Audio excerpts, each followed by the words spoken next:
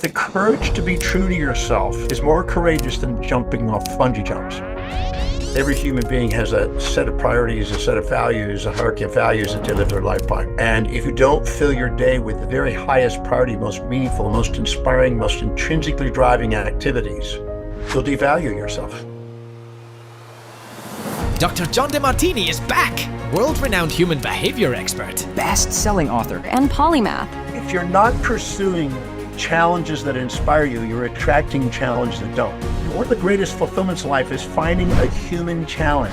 When you do, you have eustress, not distress, and you end up fulfilling it instead of empty. Ain't nobody got time for old. So they're like, tell me what to do. This is gold to entrepreneurs.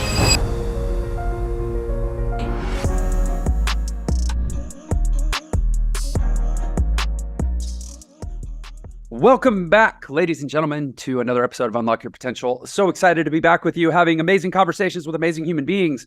Today, we are here for round two with a superlative gentleman himself, Mr. Doctor, John Demartini. No, in all seriousness. So this is the second time John's been a guest on the show, had a really incredible conversation the first go around, got a lot of great feedback, which was great because I had already told him that I wanted to have him back on the show, but then I got a lot of great feedback that validated that notion. So here he is, many months in the making. Dr. Demartini, welcome back to Unlock Your Potential. Thank you for having me back. I'm looking forward to it. Normally I would give a big biographical introduction, but what I'm going to say to the audience is, rather than me intro Dr. Demartini, I've already done a hell of an intro with Dr. Demartini that is 1 hour, 3 minutes, and 14 seconds long, and it is episode number something, 100 and something, but it's called Find Your Authentic Self, The Ultimate Guide to Self-Discovery with Dr. John Demartini, and I strongly encourage everyone to go watch that episode as a primer to or follow-up to this episode, either one. It was a great conversation that I'm excited to continue. So, Dr. Demartini, the first observation I have is that the backdrop, the curtain behind you has not changed. So that means that you are still on your ship, which for anyone that didn't hear that previous episode, Dr. Demartini spends the better time of his life on a ship. And if I remember from our previous conversation, you said that since you were 24 years old, you've basically only done 4 things, which is research, write, teach, and travel. And that everything else, all the way down to like cooking meals and doing laundry and whatnot, you've delegated. And so you live this sort of wonderfully polymathic, almost utopian existence on your ship. And I don't know, bring us all up to speed. Am I capturing it correctly? And is that in fact what you're still doing? Yeah, I'm pretty well useless except for those few things. I love learning. I love sharing. I love traveling. And so I do delegate everything else away. So I try not to. I learned many, many years ago that every human being has a set of priorities, a set of values, a hierarchy of values that they live their life by. And each perception, decision, and action they take is based on it. And if you don't fill your day with the very highest priority, most meaningful, most inspiring, most intrinsically driving activities, you'll devalue yourself. And you'll lessen the probability of attracting what's innermost in your thoughts as your dream. So I delegate everything else. I don't cook and drive and do any of those other things. I have people specializing in that love doing that around me to take care of things. And I just teach, research, and write. And this is the 5th presentation. I have another one at midnight tonight. So I just do them pretty well most of the time. That's awesome. So you fill her up and then release it to the world. You fill it up with knowledge and information and insight and good. I forget the stat, but I know for authors at least they recommend at least a 2-to-1 ratio of input to output. You're probably even higher than that. Yeah, definitely. But there's nothing I love more than learning, and anything that inspires me that I've learned, I love sharing. And so I do that. And I don't think it's purely a semantic statement. I think it's a profound reality that learning and teaching are two very real sides of the same coin, which I will share with you anecdotally. My last name, Lerner, Lerner, is actually is a Yiddish word that, interestingly, and to our point, does not actually mean learner. It means teacher. But learner, teacher, it's the Yiddish word for teacher or scholar. Man, okay, so yes, we did talk extensively last time about values. I remember after our last interview, I went and looked more deeply into the philosophical subdiscipline of axiology, which is in fact the focused study of human values, and have actually done a decent amount of work on that subject since. But maybe, and I will say, I'm gonna sort of be insistent with the audience that rather than rehash much of Dr. Demartini's biography, which is super fascinating and interesting, and really, creates the context for all the wonderfully deep and interesting things that he talks about and that I hope to keep up with here. You really should go listen to that previous episode, though. I mean, dropout, surfer, bum, grew up dyslexic, overcame cognitive challenges, and ultimately emerged as kind of like this, intellectual butterfly, who's now achieved, I would say, the dream. Although some might say, well, my dream is not to live on a ship and, read and write and teach all the time. But the point is, that was your dream, and you've achieved it. So maybe you could talk about that. Let's assume the audience is some context on your life journey.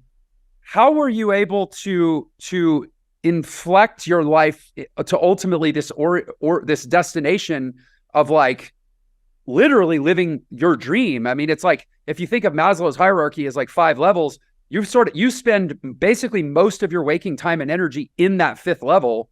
And it's like the lower 4 you've essentially delegated to others. So how did you pull that off?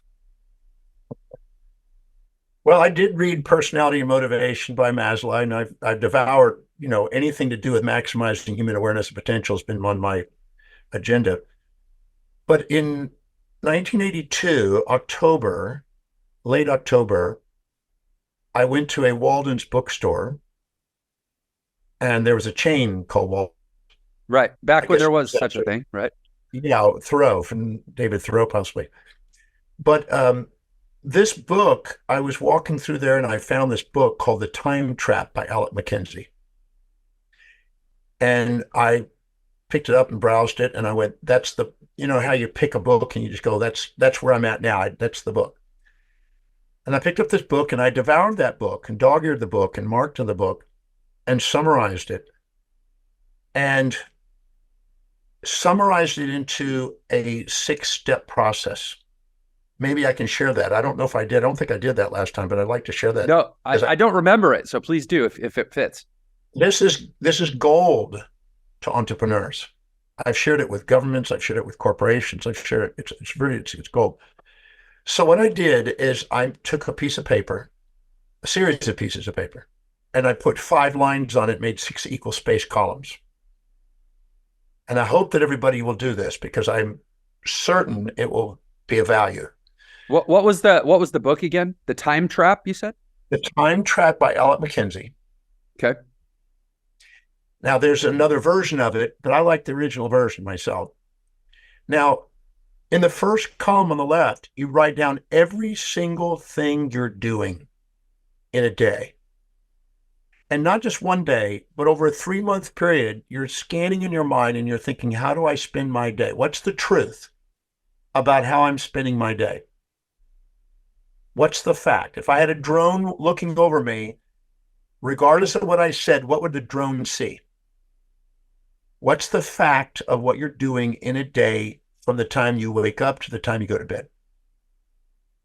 And to really, truly introspect and reflect on what are you doing?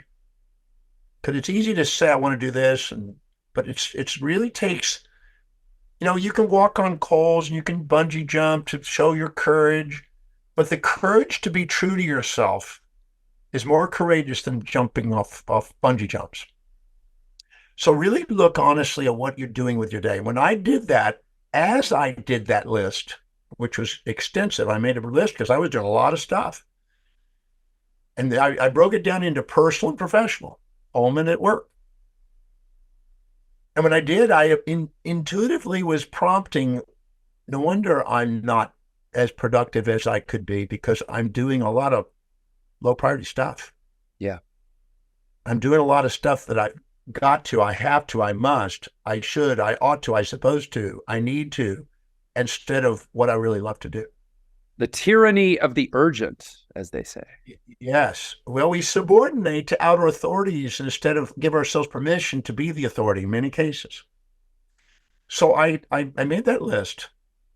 And as I was doing it, I was already realizing I was majoring in minors and minoring in majors. It was already starting to surface. The second column was how much productivity, what is the dollar value that those actions produce? Which meant that I am caring enough about other people in humanity to meet their needs with my skills and services enough where they would pay for it. Because if you're not doing something meaningful, I don't really believe the person can have complete fulfillment unless they're also doing some sort of service for people. That's just my observation. So I asked, how much is this producing per hour? What is the real, true, productive economic return of that? Not that money is the only measurement, but it is a way of measuring sustainable fair exchange. So I wrote that down, and boy, was I blown away by that one, because I realized that even though I spent 10 years of going to school for a particular expertise, the actual expertise wasn't producing the greatest amount per dollar of per hour. The most productive thing that I was doing was going out and sharing my mission as a message for people to engage them in potentially participating in what I was doing as a speaker, which was like, oh, I could produce $15,000 to $18,000 an hour doing that. And if I'm in my cubicle as a clinician, I might make $1,500 to $1,800 an hour instead of $15,000 to $18,000 an hour. And here I was trained for 10 years to do this clinical thing, but it wasn't the most productive thing as far as serving people. Leveraging myself through speaking was more leverageable, more valuable. But I didn't want to face that. It was awkward to face that. But I made a list of everything that I did down to every little action step and what it produced. And there was a lot of zeros down there, a whole lot of zeros I wasn't getting paid for. And when I realized that, I prioritized it on what produced the most, second most, third most, all the way down. I reprioritized that list when I got through. So that list was multiple pages, and I prioritized the whole list. And that was a real eye-opener to realize that I'm doing stuff not because it's most productive, but because it's what you're expected to do as a profession. So when I got through that list, I already knew that I needed to go in a certain direction with that if I was going to actually be the most productive and most meaningful thing in my career. Then I went to the third column. And the third column was, how much meaning on a 1 to 10 scale does it bring? In other words, 10 meaning, you said, MEAN. Yeah. Meaning? How meaningful, how inspiring and meaningful is this? If I can't wait to get up and do it, and it's the most inspiring thing I can do, that's a 10. You know, if you're, as Buffett says, if you're not tap dancing to work, you haven't found what you really love to do, right? Right. So I'd made a list of, from all the way to the top down to the bottom, from 1s to 10s on that list. What is it what do I spontaneously do? Nobody has to extrinsically motivate me to do. That's a 10. And anything that needs a little push and a little reminding, those are down below. But I made a list and I reprioritized that list from 10 down to 1s. And there were quite a few 1s, but there was a few 10s. Then I looked at what was most productive and most meaningful, because I want to do something that serves humanity, but at the same time, I want to do something that I can't wait to do so I can have my vocation, my vacation. So I looked at it and I integrated the ones that produced the most meaning and most productivity dollar-wise. And it luckily had a lot of overlap. There were some that were the same. So I was really blessed when I got that list and I looked at that and I go, these are the things that are most productive, but these are the things I can't wait to do. So I reprioritized those and looked at that and cross-referenced those. In the next column, number 4, I I identified to the best of my ability, extrapolated what would it cost per hour for delegating that action. And that wasn't just the salaries, that was the equipment, that was the parking, that was the promotion, that was the bonuses, that was the training. I tried to get as nitpicky, as anal as I could about what the cost, the true cost of having somebody do that. And I don't mean just somebody who's average, but somebody knows more about it than me, that is absolutely highest on their value list to do that. Because if they're not inspired to do it spontaneously, I'm going to have to micromanage them and push them and all this other stuff. I don't want to do that. I want to be free to do what I'm inspired to do that produces the most. So I went through there, and then I looked at the spreads between what produced the most per hour versus what cost. And I looked at the spreads, and then I prioritized that list. So I knew what things to be delegating and to extract surplus labor value out of people and to give job opportunities, because I'm helping the economy, which anytime you help the economy and give job opportunities, you're helping your own economy. In the next column, I looked at what was the actual time per day that would be applied, because sometimes I did things every 2 weeks, and sometimes I did once a week, and sometimes I do every single day for 3 hours. So I looked at the time that was involved. And then the final column, I put down what is the final prioritization based on all the variables. I'm going to finalize this prioritization. What is the most productive, most meaningful, that would be most wise for me to do, and what is the thing that is the most wise to delegate once I had that data. And then I divided that entire list into 10 layers and put job descriptions in those layers for that job and that job. And then when I was hiring people, I learned through trial and error people never go to work for the sake of a company. They go to work to fulfill what they value most. And if they can feel that they're fulfilling their values, they're engaged. If they're not, they're theory X people, not theory Y people. They have to be extrinsically motivated instead of intrinsically called. They're living by duty, not design, in other words. So I made sure that when I hired somebody, I asked, how is doing this action going to help you fulfill what's most meaningful to you? If they couldn't answer that, I didn't go by what they said. I go by how quick they were congruent in their answers on those questions. And then I hired people to do it, so I was freed, and I didn't have to push people, motivate people, or manage people, or micromanage people, or control people. Buffett's good at not having to control the CEOs of the companies that are subsidiaries, because he's got quality people in there. And surrounding yourself with quality people, A people, not Z people, liberates you. So I went through a few trials and errors and got some people that didn't match, and I had to do it again in a couple of cases. But every time I dissolved a layer, I lifted my energy level, I lifted my vision level, I expanded my space and time horizons. I freed myself to do what was more inspiring. I freed myself to do something more productive. And I felt lighter and inspired, and I couldn't wait to do it. And when you can't wait to go to work doing what you love to do, people can't wait to get that. So it was Peter Lynch that said something that really inspired me in the 1990s. He said, after I've done my technical and my quantitative analysis on what stocks to select, right? He was a great selector for Fidelity. He said, once I've narrowed it down, I actually go to location, to the flagship center where the main headquarters of the company is, and I go and walk around and meet with the people from the company, and I'm looking for 6 things.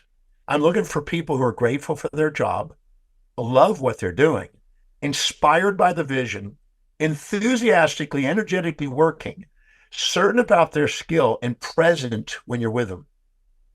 If he sees that, he is certain that company is going to appreciate and value when he sees that as a general scheme. So I maximize those basic things: gratitude for what I was doing, love what I was doing, inspired by my vision, enthusiastically working, certain about my skill, because now I'm getting to master my skill and find that one thing, as Gary Keller says, that gives you the comparative advantage, and I'm present because I don't get distracted by low priority things. I'm present. I'm at the top of the heap. And I started doing that at 27. And I was in a 970 square foot little clinical office with one staff member. And 18 months later, I had 5 doctors, 12 staff members, and made 10 times more net income doing only the highest priority things. And I never turned back. And I've said no to anything else since then. I learned to give myself permission to do what I really love on a daily basis and delegate the rest away. Dedicate to what's highest in priority, delegate anything less. So do me a quick favor. Peter Lynch, for anybody that didn't catch the reference, was the manager of the Magellan Fund for Fidelity, Yes. which I don't remember the exact statistic, but I mean, it's arguably or certainly one of the best performing funds over the long arc of, I think he did that for 40 years. And he was a kind of a value investor. Like value was his investing style, which is to say he would find companies that he knew the market was under. And I grew up, my dad was a value investor, money manager. So I actually was like I was an 8-year-old who was probably a bigger fan of Peter Lynch than I was of like Jose Canseco or some famous athlete at the time. So you're speaking my language, but he would find companies that he just knew were intrinsically being undervalued by the market, and he would buy the stock and wait. And he would famously quip that, you know, he made most of his money, I think, after 4 or 5 years of owning a stock, because he would say it's actually, and this is such a good lesson for life. He would say, the longer it takes for me to win, the more certain I am that I'm going to win, because it means I was that much earlier than everyone else. Yes. And that is a concept. But deferred gratification is more profound. And what's interesting is the space and time horizons inside the human psyche spontaneously expand to the degree of the congruency with your highest value. So the second you move by what's highest in your value, your space and time horizons grow. Seneca said you measure an individual by their most distant ends. How big a space and time is their innermost dominant thought? I've said for years, if you want to make a difference in yourself, you need a vision as big as your family. If you want to make a difference in your family, you need a vision as big as your community. If you want to make a difference in your community, you need a vision as big as your city. You want to make number one in the city, you need a vision as big as your state. You want to be number one in the state, have a vision as big as the nation. You want to be number one in the nation, have a global vision. If you want to make a global difference, have an astronomical vision. I have an audio program called Activating Awakening Your Astronomical Vision. And that comes from congruency between what you're doing every day.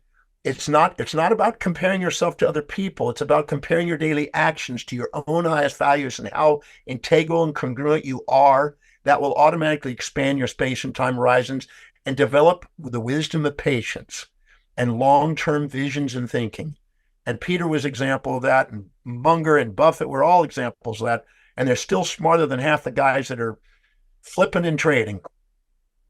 So I was on a podcast earlier today, Enter the Lionheart, which for the audience, super cool podcast. Definitely go listen to my episode, but also listen to others too. Lawrence Dunning's the host. Really great conversation. But we were totally talking about this. Like, this is kismet as far as I'm concerned. This idea of that people tend to discount ideas in inverse proportion to their size. So they're like, oh, well, that's because he said to me, he said, Jeff, I was researching you about online, and I found this conversation where you were talking about setting a financial target that was a really, really, extraordinary figure that sort of seems beyond the pale for, how most people think. And he said, when I came onto the show, I was wanting to feel out, like, is this guy just all about money, money, money? Or is there a, deeper philosophical, grounding to his goal setting? And he said, I figured it out. Why, he had a sense of me of why I would set such an audacious goal. And anyway, so we don't need to get into the reasoning there unless it's relevant to this conversation. But what I will say is we ultimately arrived at how as sort of a restatement, I think, of what you just said, which is that, like, because we were talking all about delayed gratification and how that in many ways is an atrophying muscle in the average citizen of today, right? And that as your gratification window collapses and you lose the ability to delay it, what you end up missing out on is the ultimate end of infinitely expanding delay of gratification, where like it's not, it's sort of quantum, or it's like calculus, where it's not just the slope, it's the slope of it's the rate of change of the slope, right? So it's not just how long can I delay gratification, it's what is my trend in my conception of gratification itself, where is it consistently delaying more and more and more, or less and less and less? It's very unlikely that your notion of gratification timelines is static and fixed. And if it's anything other than expanding, it's likely contracting. And to the extent that it's contracting, you're losing your ability to experience the ultimate the ultimate fulfillment that's within delayed gratification, is that ultimately you delay gratification into non-existence and realize that all it was ever about was the process. I have to share this because of what you just said. I love the brilliance of it. The bank at one time thought, how do we build a bank? I was a president of advisory board of a bank, so I got to find some of the stuff behind the scenes a bit.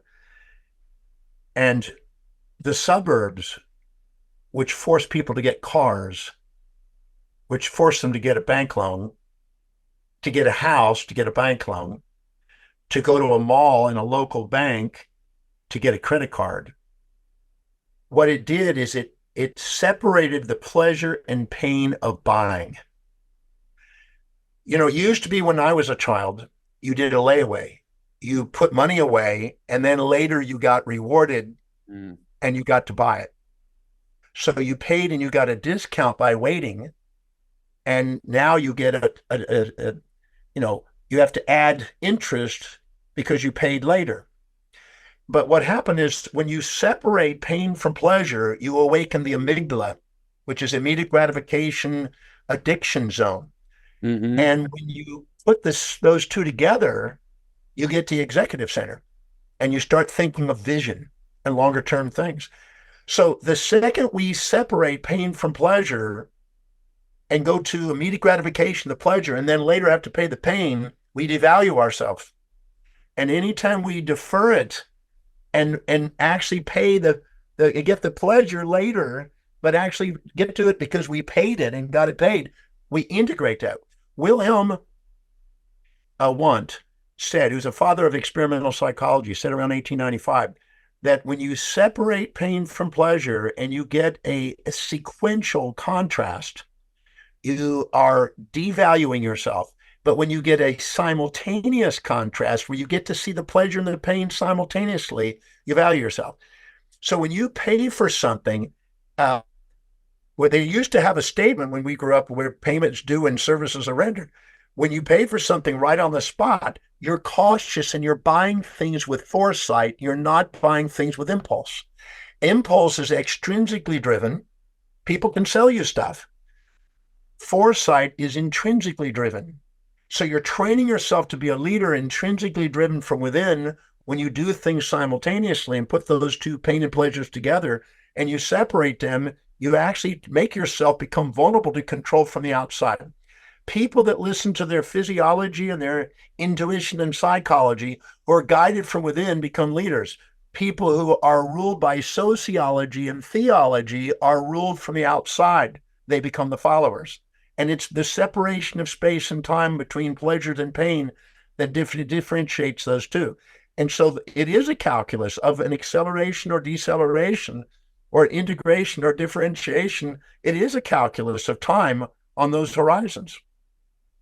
And you made me think of Ayn Rand's quote that civilization is the process of setting man free from men.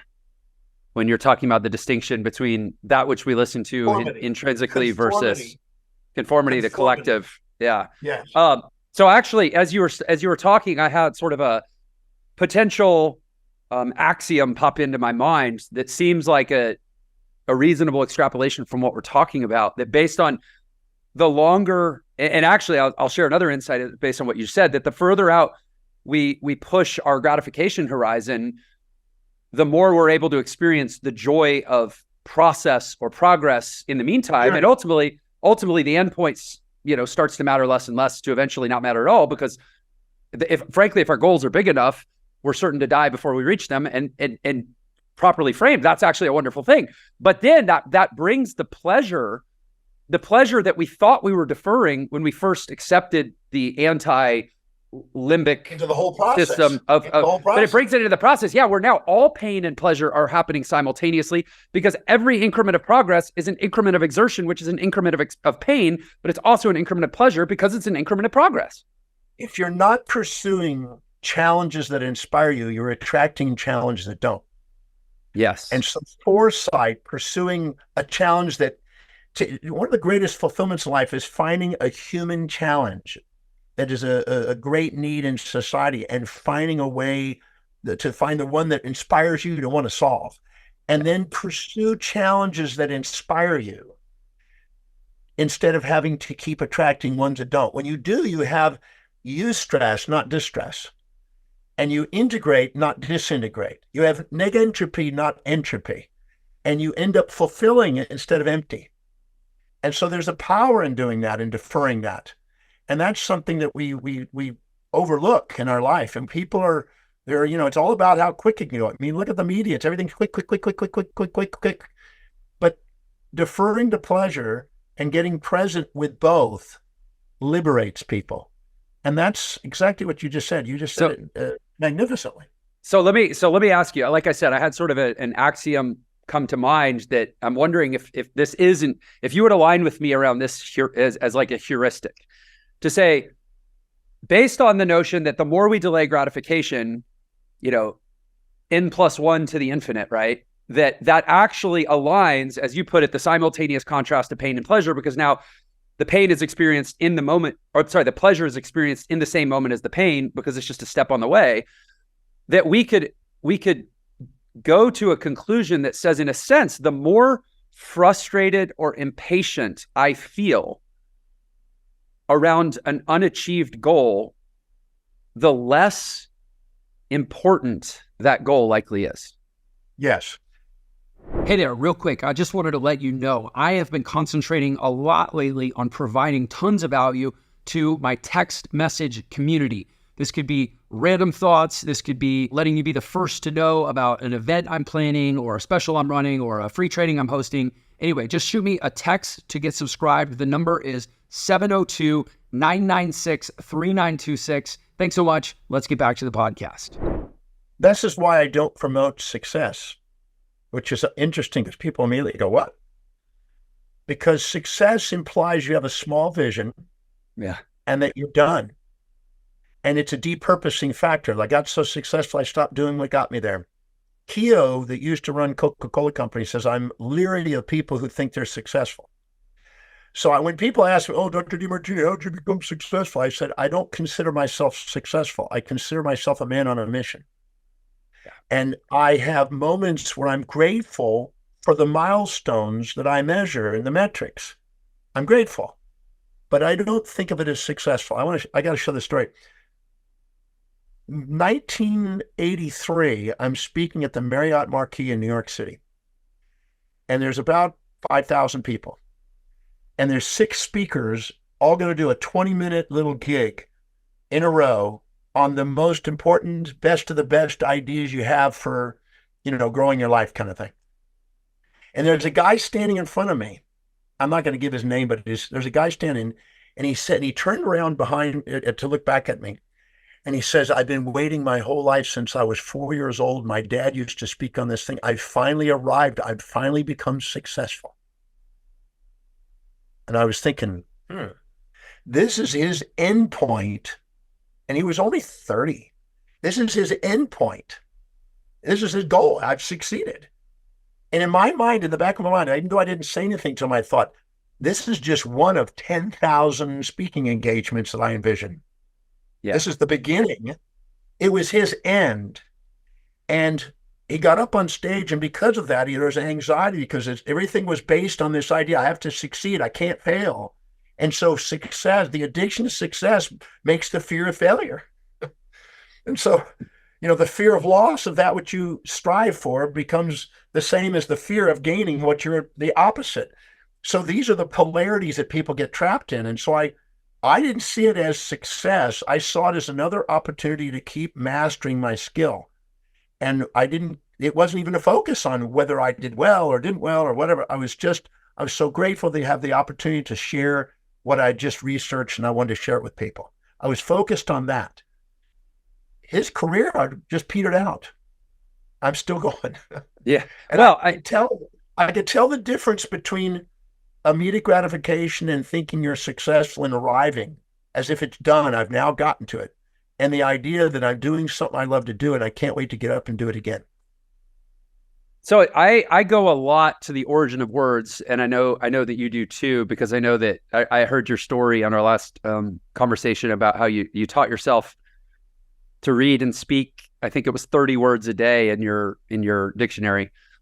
But that word success, it's always bugged me too, especially because I'm in the presumably sort of success evangelism business, right? Like I think people would categorize me. In fact, this happens to me. Like, oh, you're the guy on YouTube that takes me how to make $1 million or become an entrepreneur and become successful. So I go to that word a lot because it bugs me too. The word success means that which comes after. Succession. Like your succession plan or your successor. So the idea of reaching success is literally an oxymoron. Yes. Because success at whatever point you reach, the successive point is still to come. Next. Exactly. Like, I'm glad we're getting into this. When you describe the calculus, as you get to a point where you're really truly inspired, time dissolves. You're present. So I thought a lot, and as happened last time, our time flies by. We're literally 2/3 of the way through this conversation already. I thought a lot, knowing that you were coming back on the show. Like, what do I want to stack on top of our last conversation, right? And I felt like, or what I was called to. I won't say that it was. I thought it up. It was more of like a presented intention for me, sort of almost metaphysically. Like, I've been really, really meditating a lot in my teaching and my study around in my mind, I have this term of like being through doing. That ultimately there is this, to go back to Maslow, this sort of like net aim of life to actualize the self to the ultimate inward and ultimately outward projected embodiment of that which is authentically us. And then honestly, anything other than that is going to end in regret and some sense of a wasted opportunity. So like, it's a pretty big deal. But at the same time, you get into that sort of language with a lot of people, especially in the world today, because of these dopaminergic addictions and the gratification, collapse and all the stuff we're talking about. People are like, yeah, I don't have time for all that woo-woo beingness, mumbo jumbo. I ain't got time. No, ain't nobody got time for So they're like, tell me what to do. And so I've been working a lot on like a very pragmatic, transformational methodology that is entirely focused around things to do rather than setting intentions around ways to be, even though we know that ultimately the way to be is the thing to do, so to speak. So I'm wondering, do you have anything that's sort of like prescriptive maybe for the audience member who's listening to this going, okay, you have internet person Jeff, you have lives on a boat John, talking about whatever they're talking about, and I'm just sitting here trying to figure out what to do. So from the lens of doing as a proxy for the development of being, how would you sort of prescriptionalize the stuff that we're talking about for the average person who thinks at some degree that we both sound insane? Well, when you said that, I had two things come to mind. I hope you don't mind me doing these two things. Please. I was sitting in La Jolla, California many years ago, doing a 7-day program on self-mastery and leadership. And Deepak Chopra and Brian Tracy were there. And afterwards we went to lunch. And there was a gentleman who was a famous guru attending also. He had like 8 million followers. So he had pretty good outreach. But I watched him minimize himself to Deepak and to Brian. He knew both of them. And I watched him subordinate because of the productivity of these two individuals, because they were highly productive, even though he was a very successful guy himself in those definitions, right? But I watched it that no matter what, we really can't separate the be, do, and haves. They're almost inseparable inside as long as we're incarnate in a form here, we have to acknowledge that there's a be and do and have. If you do nothing and you have nothing, people call you a nobody. If you do something and you have something, they call you somebody. I mean, it's sort of, there's like inseparability to it. But I believe that practicality is crucial, but practicality becomes intrinsic when it is really a state of being.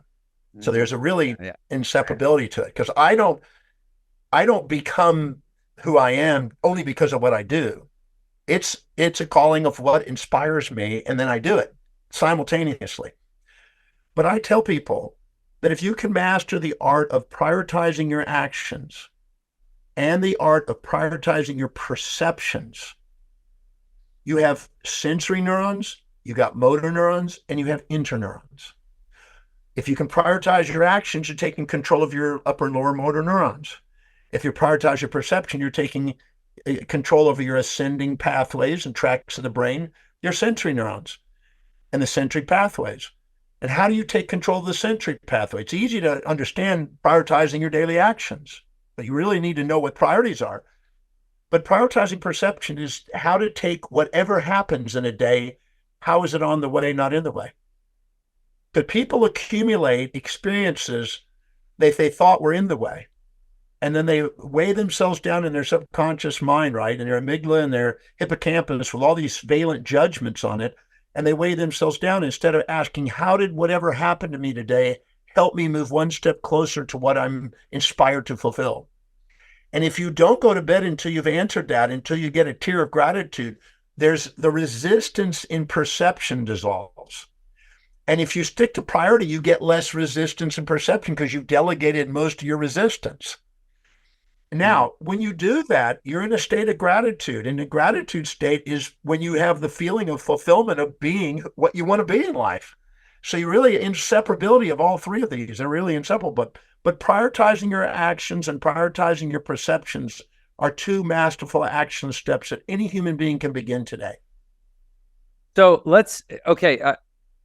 I feel like the first part of our conversation, you walked people or talk to people through a very pragmatic exercise for ultimately prioritizing actions. I mean, that time trap exercise was perfect for that. Can you talk a little bit more about prioritizing perception? Because I think that there's a certain self-determination element to that is absent for a lot of people. We live in a world that is sort of operates based on the hijacking of our perception, i.e. the leveraging of our attention.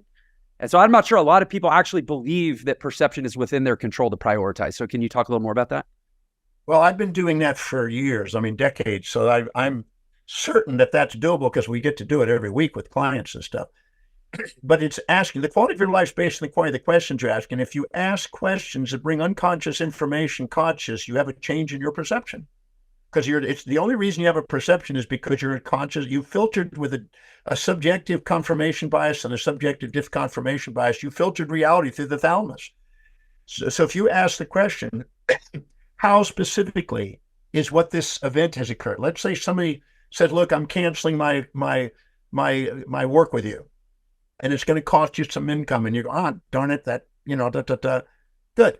How specifically is that giving you an opportunity to move forward in your business? How is it helping you prioritize your system? How is it helping you more effectively communicate with clients? How is it helping you? Just keep asking, how is this doing it, until you get so many wins out of that doesn't distract you with an anxiety of any of those things happening. And you immediately, when you do that, you're not in the amygdala's response. You're in now a preemptive strike, and you're now prepared, and you've mitigated the risk, and you use it to your advantage. And now you build momentum. It's incremental momentum that builds greatness. It's little things and taking little actions every single day and little perceptions on events that you think are terrible. How did it serve? Let me give you an interesting example, and it just popped in my head. I had this boy, 21 years old. He's a boy now. I'm 70 of him. So he's a young man, and he was been told by his therapist, by his counselors, by God knows how many people, that because his mother and father didn't want him, and because of he was in an orphanage, and because he was a foster person, that's why his life is the way it is.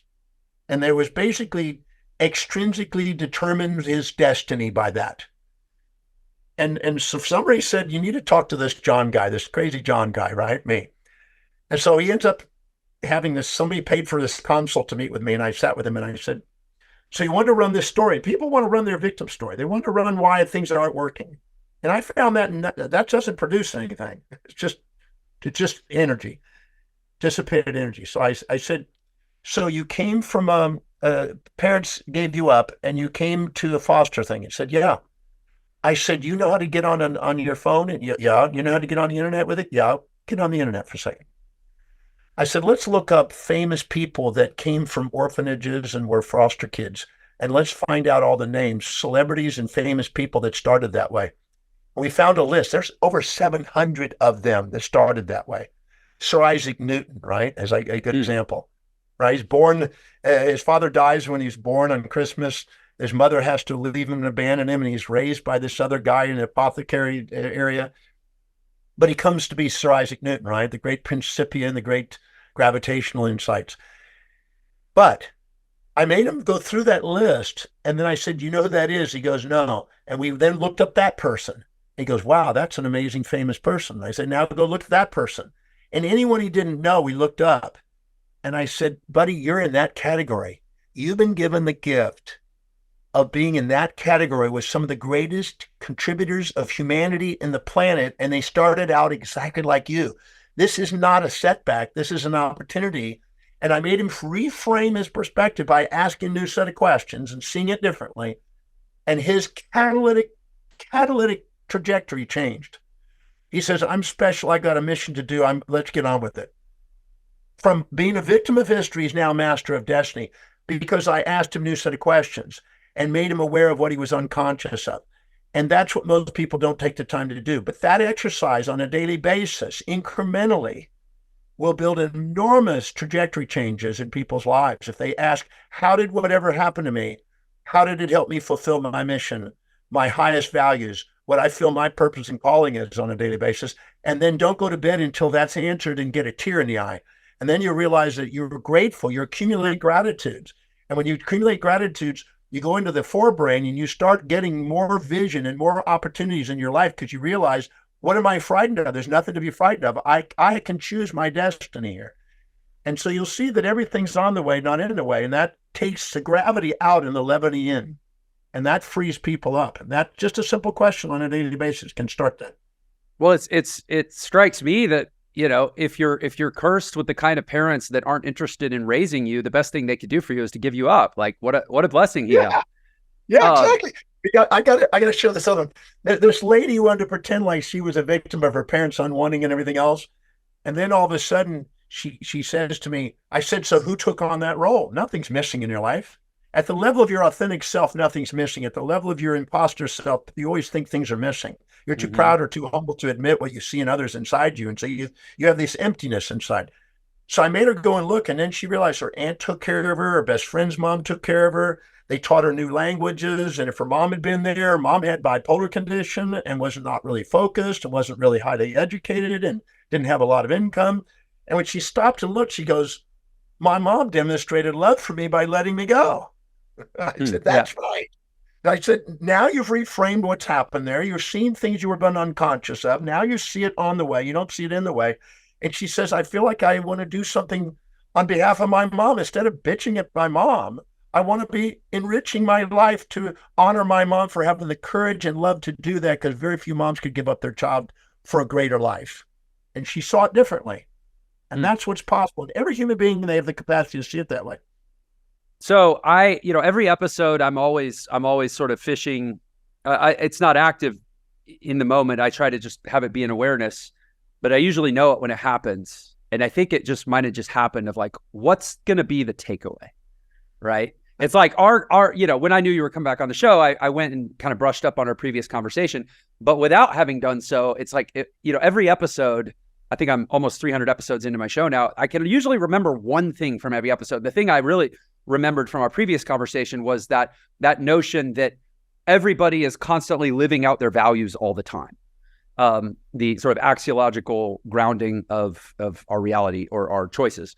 But then I feel like today, what might end up being is this notion that, especially for people who are not practiced in managing their own perception, or even who are not bought into the idea that that's possible or necessarily like, able to be done consistently, we manage our perception by the questions we ask ourselves.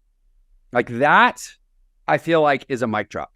And so, I think about there's been two questions that were seeded to me by different mentors along the way that I have become habitual about asking, even though it's sort of automatic now. One is to ask, of any situation, what can be great about this?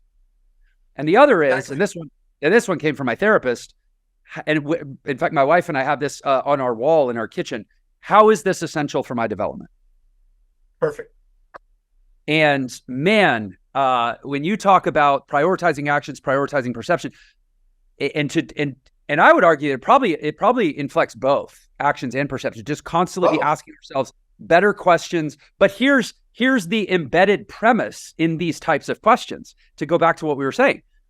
This notion of like a teleological long form design to our life that's intrinsic to the notion of delayed gratification and purpose and higher calling and all of this stuff that is sadly getting, bludgeoned out of the average psyche today because of media and hyperstimulation and, popular notions and memes that lodge in our brain and whatnot. Yep. And also the decay of faith in our culture, the notion of a creator and a created design. But man, it's like I said, it's funny how things come full circle. On the last, at the last podcast I did, the one I was talking about, he asked me the question of like the number one thing that I observe that gets in the way of people achieving their goals. And I immediately honed in on this loss or this atrophy of the delayed gratification muscle. I actually think that the impulse to ask those questions that you're referencing depends on the idea that, like, for example, if I'm going to ask, why is this essential for my development? It depends on the notion that my long form development is a noble, purpose-oriented thing. It's not just this scramble for, first survival, then belonging, then gratification. It's something more and something deeper. But I got to share that the highest value on the axiological axis, the highest value, Aristotle called the telos. Yeah. The end in mind. The end. We called it the chief aim when Napoleon Hill did it. We called the primary objective by Tennyson and others. But that was the very core of Aristotle's idea of the entelechy and the teleology, that the study of teleology was a study of meaning and purpose. But guess what? Meaning was not the semiotic projection of some valent idea about what was happening in life. As Aristotle said, it was the golden mean between the excess and deficiency of perceptions and actions. So really extracting meaning out of our existential existence and getting to the essence of our being is the ability to ask the quality questions to neutralize the imperception, the perceptions that were imbalanced in our awareness. So when we think that there's success, oh my God, I'm going to be happy, you're good, or whatever, what's the downside? Well, it depurposes you because you start to think you're arrived. And then what's the benefit of failure? Well, it repurposes you and reprioritizes you again. Both of those are feedback systems, homeostatic feedback systems, like the licensing effect or the moral licensing effect, to keep you authentic, to keep you meaningful and purposeful, the mean between all pairs of opposites, the unity of opposites as Zeno describes and also Heraclitus. So this is the integration of the elements of our own being in a sense. And so that's why asking quality questions liberates us from the bondage of all the things that distract us that we call infatuations, resentments, or successes and failures and elations and depressions. All of the extrinsically delusioned perceptions that we haven't balanced in our mind, they weigh us down. They're gravitational. Even in the newest theory by Verlinde on gravitational entropy, it's the pairs of opposites that are separated that are gravitationally holding us back. in our own metaphorical way to levitate us to the more expanded awareness and potential as a human being on planet Earth. So this sort of dialectics is, essentially what you're referencing, this juxtaposition of connected opposites. Let's talk about that for a second, because one of my big, truly moral crusades of late, and I try not to be too much of a moral crusader because then I sound like a zealot and, hard to reason with, but I'm kind of on a moral crusade against the notion of happiness. Yes. And let me defend that, because I'm right there. Okay, yeah. I mean, happiness is the half of the glass that's full, but it's not the whole glass. And and to me, anytime you take half of something and try to align with it or even be defined by it, you neutralize the notion of authenticity. To be authentic is not to be happy; it's just to be full. It's to be That's whole, it. right? And so, Right. this is Jungian, right? Like the shadow self, the doppelganger self, but really moving past. I think this is talking about axiology, right? To the extent that we value happiness, we cut away our potential for authenticity, or to the extent that we prioritize it over simply richness of experience. Go ahead, please. This is exactly the essence that I teach in my programs, because the pursuit of happiness, I wrote a little book called The Joy of Depression. I gave up happiness. It made me too sad. And it was basically the illusion, the pursuit of an immediate gratification of so-called happiness. And the saddest people I know are the people looking for fantasies. Yeah. And the people that are most embracing, most stoic understanding of eudaimonia, they have the most willingness to embrace the two sides of life simultaneously, as one once says. Those are the ones that have fulfillment. And that's the golden mean. That's the teleological purpose is an expression of that state inside the human being. Call it inside intuitively. And correct me if I'm wrong, but the Demartini method, as I understand it, it is. It's essentially just a sequence of questions that build and drive deeper into truth and essence in a nutshell, right? Inside our body, if we study The Wisdom of the Body by Walter Cannon, he describes that inside the body, regardless of what goes on extrinsically to perturbate the body, our body has a homeostatic mechanism to try to right itself and to keep the internal milieu balanced. And our mind does the same thing. We have a moral licensing effect. The second we go into pride, we automatically give ourselves permission to do something to shame, to put the pride and shame together to make our authentic self. And so anytime our temperature goes up, we sweat. And anytime it goes down, we get shivers. But the body is doing what it can, and the mind is doing what it can to go back to authenticity. And that is where our most meaningful, most fulfilling state comes from. And so our brain and body and physiology, psychology are doing everything they can to help us maximize that. But we ignore it. It was Paul Dirac, the Nobel Prize winner, in his book on the principles of quantum mechanics in 1947, who said, it's not that we don't know so much, we know so much that it isn't so. We're bombarded by moral hypocrisies and the separations of opposites and the dissociations of mind, and we're holding ourselves back from the magnificence that's always present to somebody who knows how to ask the right questions and see the meaning between the pairs of opposites. Okay, Dr. Demartini, I promised you I was going to let you go in time for your next appointment. And I noticed that we have reached that point. I just mentioned the Demartini method. At the very least, I want to give you a small window here to direct the audience toward getting more of your goodness. Would you send them to your personal website or wherever you'd like to send them? Go ahead, please. Yeah, they can go to drdemartini.com and go explore. there's okay. Enough. Keep you busy. So I'm at risk of putting myself out there. I'm going to suggest, rather than say, hey, this was a great conversation, let's do it again. I'm going to propose to you, if you're open to it, a series of, with reasonable time elapsed, consecutive appearances. I would love to consider you a regular, because I suspect we can have this conversation as long as we choose to talk to each other. Well, I would love to do that. So it's just a matter of scheduling it. That would be fantastic. My people will talk to your people. How about that? Great. Awesome. Thank you, Doctor. We'll delegate it so we can do what we love, and that is communicate and share. Exactly. Thank you. Go have a wonderful day and a wonderful next session. I appreciate your time. And to all you viewers and listeners out there, you're the best part of the show. Why I do it. See you next time. Take care. If you loved that episode, then you're definitely going to love this one. Check it out.